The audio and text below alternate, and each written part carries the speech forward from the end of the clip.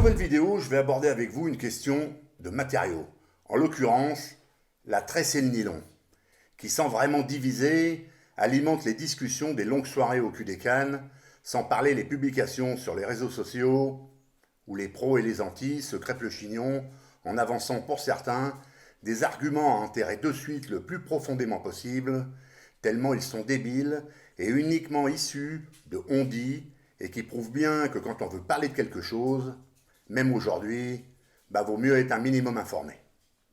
Je vous laisse 10 secondes, utilisez-les, et ensuite on va rétablir quelques vérités.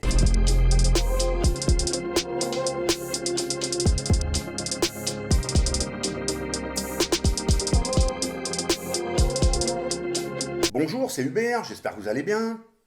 Que vous soyez pro ou anti-tresse, ou à contrario, pro ou anti-nylon, permettez-moi de mettre les pieds dans le plat. Vous voyez, je suis poli, je vous demande la permission. Par contre, je ne vais peut-être pas attendre votre réponse, car j'ai pas trop le temps, et vous allez voir que comme d'habitude, ça va bien se passer. Il est évident que je vais valider beaucoup d'arguments en faveur de l'un ou de l'autre, mais que je vais aussi détruire ceux qui ne sont issus que de la négligence, de la mauvaise utilisation, ou pire, de la connerie de certains pêcheurs qui feraient mieux de regarder quelques tutos avant de mettre un montage à l'eau. Pour ça, je rejoins totalement certains propos de Gérald de la chaîne Captain Carp, auquel je suis abonné et qui a lui aussi fait une vidéo intéressante sur le sujet. Il est bien évident que je ne veux en aucun cas copier quoi que ce soit. Comme beaucoup de chaînes YouTube que je suis avec intérêt, il est bien évident que toutes ces chaînes sont bien plus complémentaires que concurrentes. Il est donc temps pour moi de donner mon avis. Forcément, lorsque je remonte loin dans ma mémoire, il est évident que seul le nylon avait une valeur, et je me rappelle des bobines de 5000 mètres que me ramenaient mes parents, puisque travaillant tous les deux dans la plus grande usine de polymère de France, aujourd'hui disparue.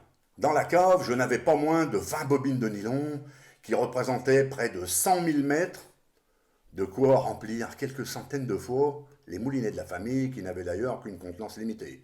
100 mètres étant une capacité de dingue pour l'époque. Autant dire que je ne lésinais pas sur le changement de fil. Et là, aucune marque, puisque toutes étaient issues de la même usine. Seule la qualité changeait, et j'avais accès forcément à la meilleure. Le nylon est et sera toujours le fil de pêche le plus utilisé, car quoi qu'on en dise, déjà, c'est le moins cher de tous, et que depuis le temps, sa résistance à la rupture s'est grandement améliorée. Aujourd'hui, on a des valeurs de résistance qui, pour du 25 centièmes par exemple, est proche d'un 45 centièmes de l'époque. Même si cela n'est pas vraiment visible entre deux gammes de fils, mais pour certains, ils sont issus d'une technologie très avancée. Et croyez-moi, même si le prix n'est pas forcément un gage de qualité, il va sans dire que du fil à un prix dérisoire est souvent synonyme de problème en action de pêche. Alors je ne vais pas faire là la promotion ou le procès de telle ou telle marque, car déjà, ce n'est pas le but de cette vidéo, et en plus, je suis loin d'être un expert dans ce genre de matériaux. Je vais simplement vous donner un retour d'expérience sur le nylon puis sur la tresse, en ciblant les avantages et les inconvénients de chacun, uniquement parce que j'ai, comme on dit, un peu de vécu avec ces deux matériaux, et ce, dans des lieux totalement différents. Je voudrais prendre le temps de vous expliquer quelques subtilités dans l'évaluation de qualité d'un nylon. Elles sont de plusieurs ordres. Mettez en pause et allez vous chercher une bière et quelques trucs à grignoter pour être au mieux pour la suite, qui risque pour certains d'être difficile à supporter lorsqu'ils vont comprendre pourquoi ce gros poisson a rompu la ligne, alors que tout allait bien pendant le combat. Mais avant cela, on va parler des bases. La première est de ne pas se fier aux valeurs de résistance et de diamètre annoncées. Les fabricants, surtout lorsqu'ils sont peu connus, ont tous tendance à surévaluer la résistance de leurs produits tout en sous-évaluant le diamètre. Ceci a pour but de faire croire que leurs fils fins sont très solides. Pour imager ça par exemple, il y a certains fils de 30 centièmes qui ont des résistances bien supérieures aux autres, de la même gamme. Seulement, quand ces fils sont passés au palmère, outil qui permet de mesurer le diamètre, ils sont en fait à 35, voire 36 centièmes. Alors forcément, en étant catégorisés dans la gamme de 30 centièmes, ils paraissent très solides. Mais lorsqu'on les place dans la bonne gamme, donc 35 centièmes, il s'avère souvent que ce sont de piètres nylons en ayant une résistance inférieure à leurs homologues du même type. Donc, évitez de succomber encore une fois au chant des sirènes et vous comprendrez pourquoi vous ne mettez pas plus de 30 centièmes sur votre moulinet que votre ancien 35 centièmes. Pourtant, vous l'avez changé uniquement pour avoir la même résistance en ayant plus de capacité. C'est dommage, non? Maintenant, si vous avez compris ça, on passe à la suivante. La résistance supposée d'un fil est aussi grandement augmentée par l'élasticité. J'ai bien parlé de résistance supposée et non pas de résistance établie. Donc en gros, quand on tire fort, le fil s'allonge et de ce fait atténue l'attraction. Et certaines fois, cela peut suffire à faire croire que le fil est vraiment solide. Mais il n'en est point, nous le verrons ensuite. Il est clair que lorsque l'on a 200 mètres de sortie, l'allongement peut être énorme sur certains, de 10 à 25% en moyenne, et encore bien plus pour les très élastiques. Cela peut vous paraître énorme, mais c'est tout à fait réel. Par contre, là où il faut faire très attention avec les nylons, et toujours en lien avec l'élasticité, et donc l'étirement, c'est que lorsque vous combattez un poisson, même s'il est lourd et que le combat s'éternise, avec des rushs puissants, normalement, votre nylon ne souffrira pas de cela, car l'action de votre canne et le réglage de votre frein va compenser une grande partie de la force exercée. En revanche, quand je vois des pêcheurs, lorsqu'ils sont tankés dans les obstacles à plus de 100 mètres, tirer comme des forcenés canne horizontale pour rompre la ligne, et ensuite simplement refaire le montage et continuer leur pêche tout à fait normalement, je me dis qu'ils n'ont pas du tout compris le principe d'un monofilament en polymère. Donc je vais l'expliquer en termes simples. Lorsque vous étirez votre nylon, normalement lors de la prise d'un poisson, votre nylon s'étire puis revient à sa valeur de départ sans aucune séquelle. Par contre, lorsque vous allez jusqu'à la rupture, parfois en reculant très loin sur la berge, c'est que vous avez atteint la valeur d'étirement maximum de votre nylon, que celui-ci s'est échauffé à cause de l'allongement, et que même si vous ne vous en rendez pas compte, après la rupture, les 100 mètres que vous aviez en dehors du moulinet sont totalement morts, puisque cet allongement est définitif, et de ce fait, votre nylon a diminué de diamètre sur de nombreux segments. C'est comme ça que par la suite, on voit des cassots lancés, ou sur ce fameux gros poisson, et forcément, c'est tout de suite placé sur le compte de la poisse, alors que c'est bien la faute du pêcheur. Je le répète, pour les durs d'oreille, un nylon étiré au maximum garde en mémoire cet allongement et devient très fragile. Donc on vire de suite la partie concernée, une infime minorité de pêcheurs le font. Alors c'est vrai que de changer le fil de la bobine fait mal au cœur lorsque ça arrive. Mais ensuite, il ne faut pas se plaindre des pertes successives de poissons par casse de la ligne, ou de mettre en cause la qualité du produit à cause d'un vieillissement prématuré. On a beaucoup parlé du nylon et on va en revenir à la tresse dans ce chapitre. Perso, ça fait maintenant 15 ans que je pêche exclusivement en tresse, mais j'ai quand même quelques bobines de moulinet remplies en nylon que j'utilise lorsque je pêche en plan d'eau privée, qui eux n'acceptent pas les tresses. Mais on va en reparler à la fin de cette vidéo. J'ai aussi 2 bobines remplies de nylon 40 centièmes pour les pêches sur le Rhône, sur les parties infestées en dressène.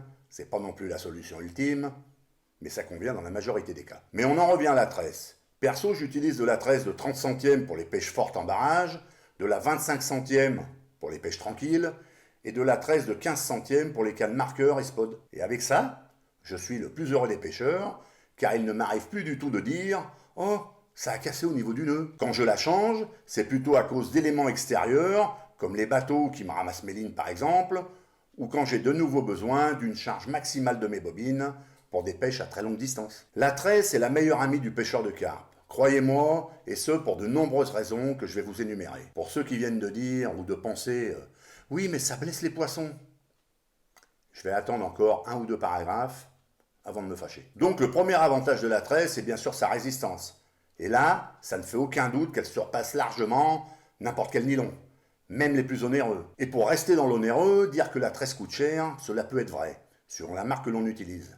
Et surtout, si l'on fait partie des pêcheurs qui gardent leur nylon pendant 4 ans sur leur bobine. Mais quand on a compris que les nylons vieillissent mal et qu'il faut les changer souvent, en fonction du nombre d'utilisations, là on s'aperçoit que la tresse est beaucoup plus rentable.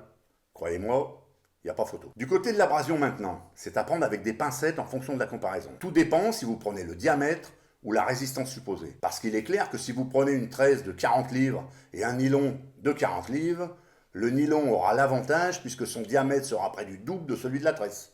Par contre, si vous prenez une tresse de 25 centièmes et un nylon de 25 centièmes, je ne suis pas sûr que le résultat soit le même.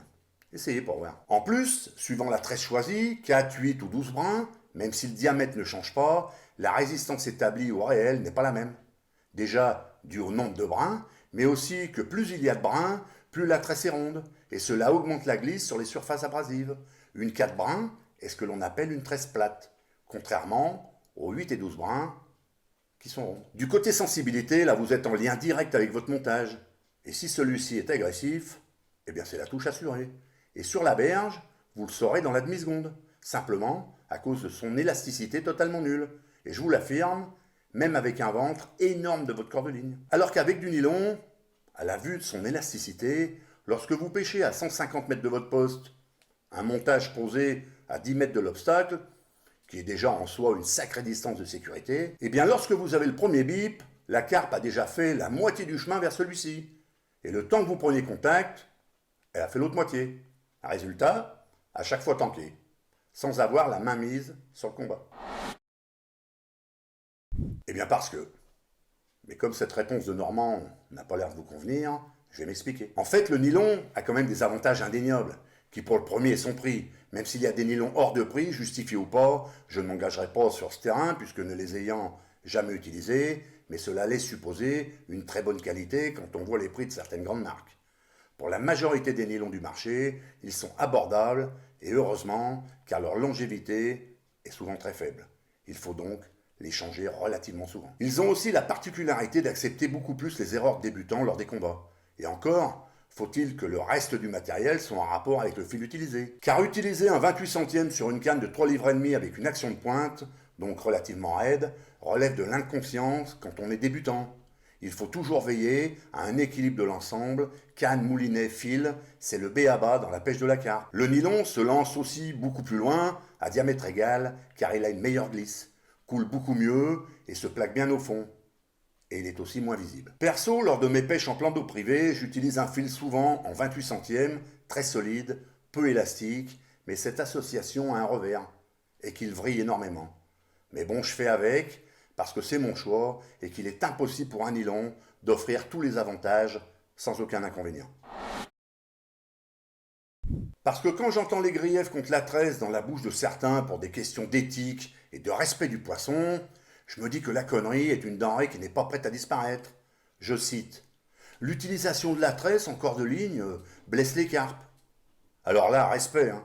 Moi je dis bravo, je vous décerne le prix Pulitzer de la phrase la plus débile. Moi je vais vous dire ce qui blesse le plus les carpes. C'est l'incapacité pour plein de pêcheurs de construire correctement une ligne de pêche cohérente depuis le moulinet et ce jusqu'à l'hameçon.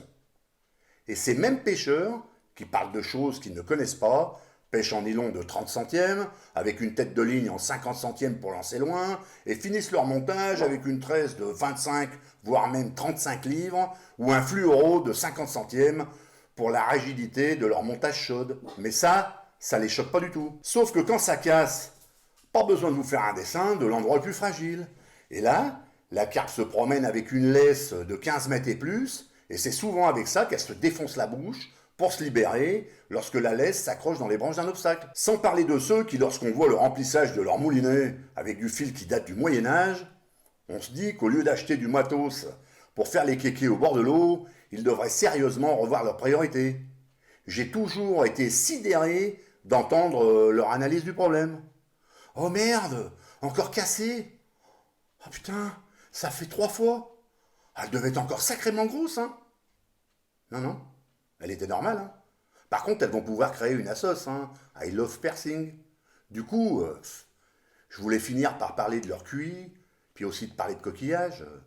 Mais bon, je vais pas le faire, hein, par simple respect pour mes amis les huîtres. Je l'ai déjà dit dans des précédentes vidéos, mais comme apparemment il en reste qui n'ont pas compris, et aussi en rapport avec certaines dernières publications sur Facebook, je vais donc en remettre une couche, jusqu'à ce que cela rentre bien là-dedans. Perso, quand je pêche en tresse de 30 centièmes, 40 livres ou même un peu moins, après celle-ci, j'ai du Dressenix de 60 centièmes pour les risques liés à l'abrasion, mais aussi pour éviter le contact de ma tresse avec le corps de la carpe.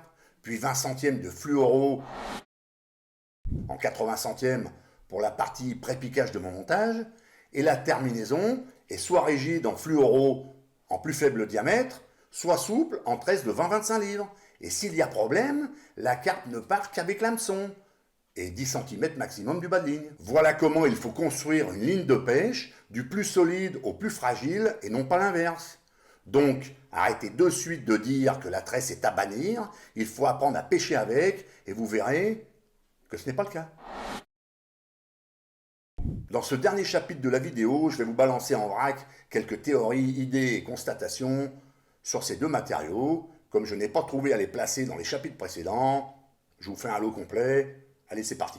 Une des grandes théories est de dire que le nylon sert de retardateur sur l'engamage de l'appât et que l'hameçon a plus de chances de bien se placer dans la bouche du poisson. Pour la carpe, encore une fois, c'est la mécanique du montage qui est primordiale. J'aurai l'occasion de revenir souvent sur le sujet cet hiver lorsque je vous ferai les tutos sur mes montages et les améliorations personnelles qu'ils ont subies lorsque je les utilise. La tresse vibre à cause du courant. Ouais, bon là qu'on s'en branle, hein.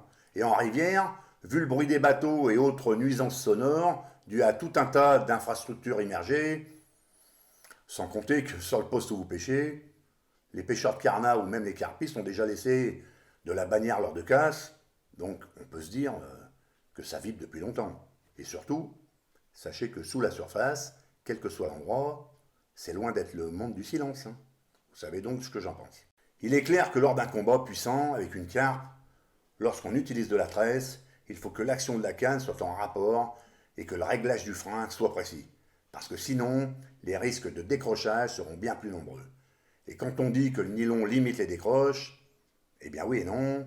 Oui, parce qu'il encaisse les erreurs de réglage du frein, et non, si la canne n'est pas adaptée. Alors oui, il y a des fils qui, même en étant pas chers, sont quand même pas mal. Avec mes amis, nous pêchons surtout les lacs de barrages très escarpés et les fleuves.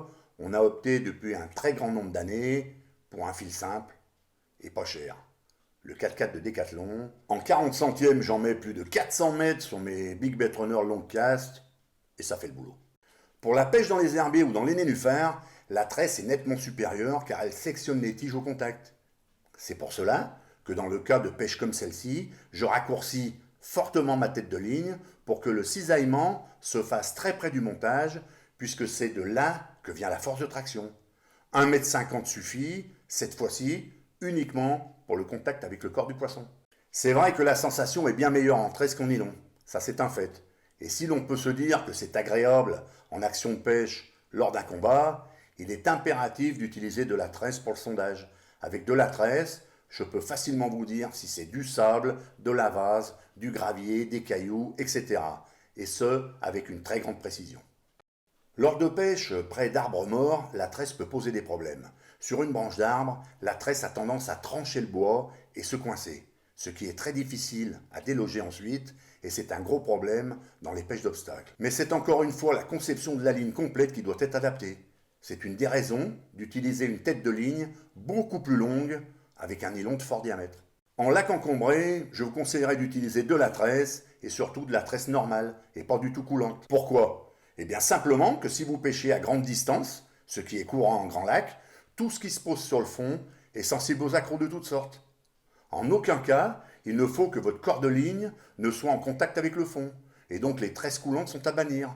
Il suffit de coupler ça avec une tête de ligne en nylon de fort diamètre, ce qui permet simplement d'avoir une certaine discrétion proche de votre montage. Ah oui, je vous ai parlé de résistance supposée et établie. Et il y en a certainement qui attendent quelques explications. La résistance supposée est souvent celle qui est écrite sur la bobine.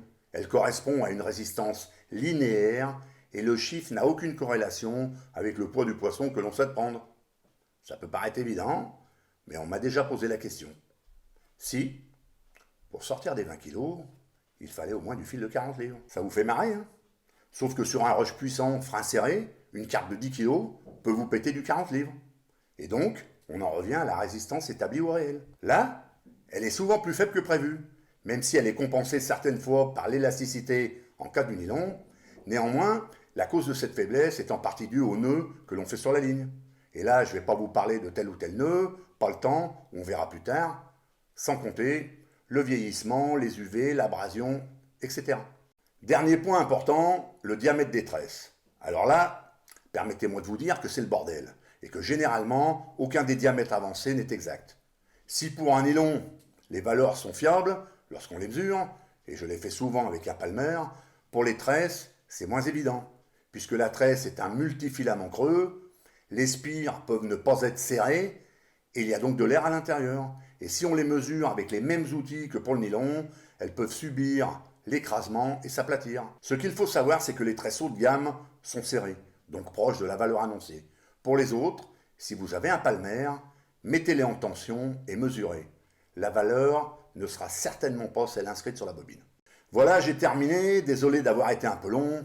Il s'agissait d'une vidéo sur les résultats de mon vécu avec ces deux matériaux, mais aussi pour faire un petit recadrage sur le duel nylon-tresse. Alors j'ai certainement oublié des paramètres qui auraient pu être mis en avant pour l'un ou l'autre de ces matériaux. Perso, je ne suis ni pour l'un ni contre l'autre. Ce n'est encore une fois qu'une question d'adaptation en action de pêche. Et il faut simplement éviter de répéter tout ce que vous entendez. Ce n'est pas parce que 500 personnes le disent que c'est forcément vrai. Faites-vous votre opinion et surtout, apprenez à gérer vos priorités en termes d'achat de matériel. Et vous verrez que tout devient moins cher lorsqu'on évite d'acheter des conneries qui ne servent à rien. J'espère que cette petite vidéo vous aura intéressé. Si vous êtes satisfait, on pense au petit pouce bleu qui fait plaisir. Et lâchez-vous dans les commentaires. Je les lis absolument tous et ça aide la communauté. A bientôt et gardez la pêche!